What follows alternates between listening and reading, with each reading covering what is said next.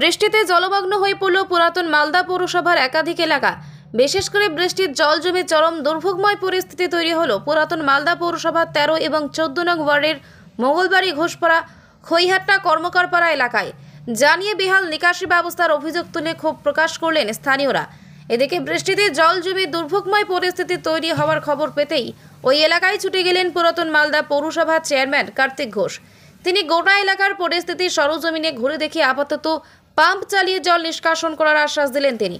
এছাড়াও জল জমার সমস্যার স্থায়ী সমাধানে বর্ষার ফলে হাইড্রেন তৈরির আশ্বাসবাণী শোনালেন এলাকাবাসীকে।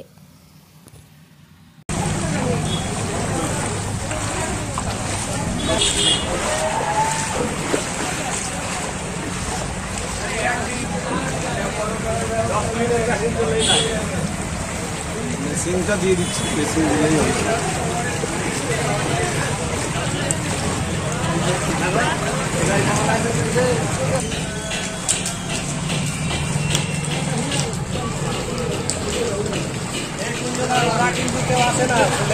পৌরসভার উদ্যোগে সব করা হয়, কোনো দেখা হয় না।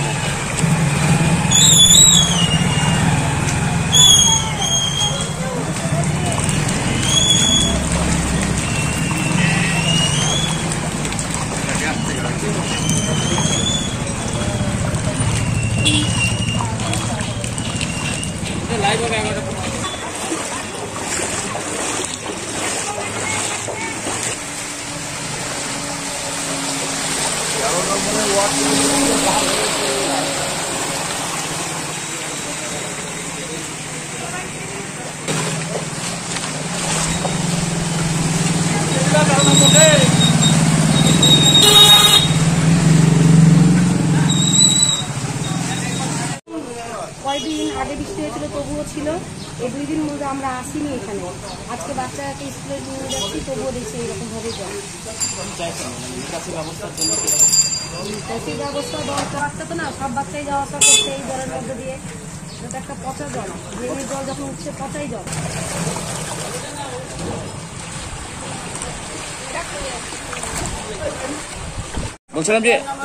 বলছিলাম কি সমস্যা হচ্ছে আমাদের এখানে? জল অটোমেটিক আরও বাড়ছে জল, আর জল এখানে আমাদের কোনো সুবিধা নাই। জল কমানোর কোনো রাস্তা হচ্ছে না। এখানে আমাদের খুব অসুবিধা হচ্ছে, চলাচলের জন্য খুব প্রবলেম হচ্ছে। এই জায়গাটায় আমাদের বসবাসের খুব অসুবিধা হচ্ছে। কদিনের বৃষ্টিতে এরকম অবস্থা? এখানে প্রায় 3-4 দিন ধরে চলছে, এরকমই কন্টিনিউ এরকম হয়ে থাকছে। বর্ষা হলে কি এরকম? বর্ষা হলেই এখানে এরকমই থাকছে। কত জল, কতটা? তাও আমাদের 1 হাঁটুর মতো এখানে জল থাকে। কিরকম অসুবিধা হচ্ছে? অসুবিধা আমাদের চলাফেরা অনেক অসুবিধা হচ্ছে, কাজকর্ম থেকে অনেক কিছু গরু বাছুর রাখা থেকে সব কিছু আমাদের অসুবিধা হচ্ছে। এখানে আমাদের খুব প্রবলেম হচ্ছে। কোন কোন এলাকায়?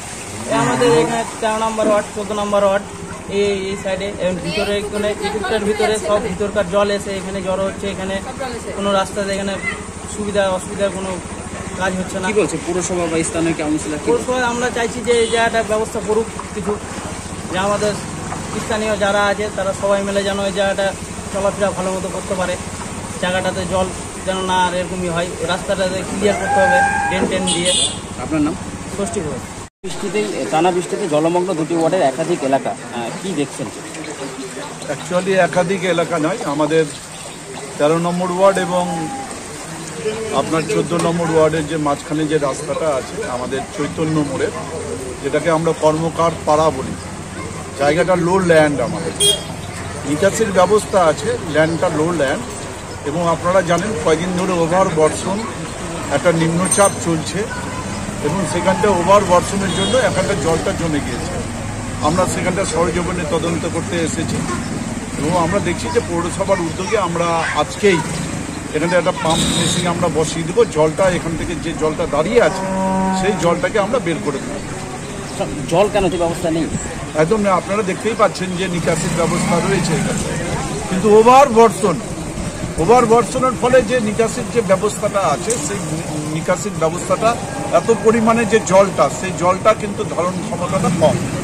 আগামী দিনে আমরা সেই প্রজেক্টটাও দিয়েছি, এখানকার একটা প্রজেক্ট দিয়েছি, প্রায় 2,70,00,000 টাকার একটা প্রজেক্ট দিয়েছি, যে ড্রেনটা মাঝখান দিয়ে যে নিকাশির ব্যবস্থা হবে। একটা সাইডে এখন বর্তমানে নিকাশির ব্যবস্থা আছে, মাঝখানে সেই ড্রেনটা একটা অনেক গভীর হবে, তখন ওভারভার্সন হলো, তখন জলটা কিন্তু বেরিয়ে যাবে আর জলটা দাঁড়াবে না। কবে থেকে কাজ শুরু হলো? ইমিডিয়েট বর্ষার পরেই কাজটা শুরু হবে।